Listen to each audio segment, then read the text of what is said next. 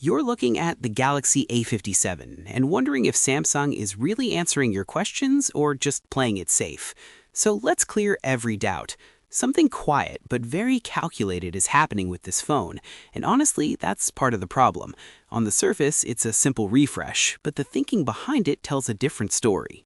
The A57 is expected to adopt Samsung's new raised camera plateau, dropping those separate camera rings. Samsung will sell this as refinement. In practice, it's more like visual copy-pasting.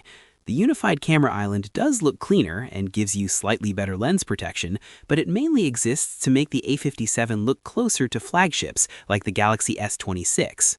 Next up is what Samsung will call the biggest upgrade, the display. For the first time in the Galaxy A5X series, the A57 is expected to switch from rigid to flexible OLED. It sounds impressive until you realize why it's happening. Samsung may bring in TCL CSOT as a secondary supplier alongside Samsung Display, driven by cost pressure, not pure innovation. Chinese brands have been doing flexible OLED at lower prices for years, and Samsung is only now reacting.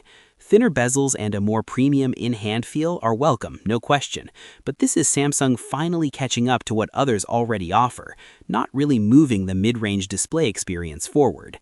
The panel itself stays very conservative, a flat OLED screen with a 120Hz refresh rate and an in-display fingerprint scanner. No curves, no new display tech, no real ambition. It works, it's reliable, and it's painfully predictable. Samsung isn't trying to impress you here, it's just making sure there's nothing obvious to complain about. The cameras follow the same cautious formula.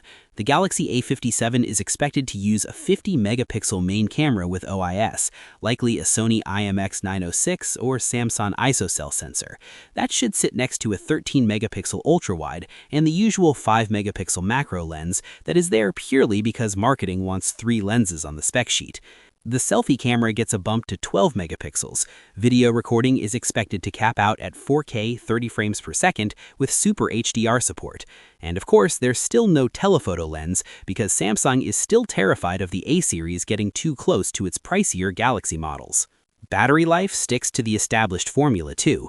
You're looking at a 5,000 mAh battery with 45-watt wired charging. It sounds fine, and it is, but it's hardly exciting. Yes, it's faster than some Samsung foldables, but that's more an indictment of those foldables than praise for the A57. No new battery tech, no experimentation, just safe, slow evolution. Performance is where Samsung pretends to care. The A57 is rumored to debut the Exynos 1680, featuring AMD RDNA-based graphics. On paper, that combination sounds impressive. In reality, Samsung isn't chasing performance leadership here. It's chasing damage control, aiming to look competent rather than dominant. Bluetooth 6.0 support is expected too, which is nice to see on a spec list, but hardly revolutionary. Step back from the marketing and you can't miss the pattern. Every choice feels calculated to do just enough. The A57 keeps pace where it has to, without really trying to push beyond the safe zone.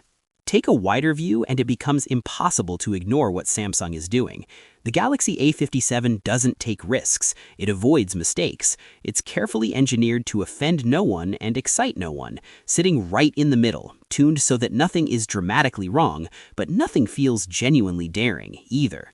The Samsung Galaxy A57 is expected to launch in the first or second week of February 2026, with pricing likely between $400 and $450.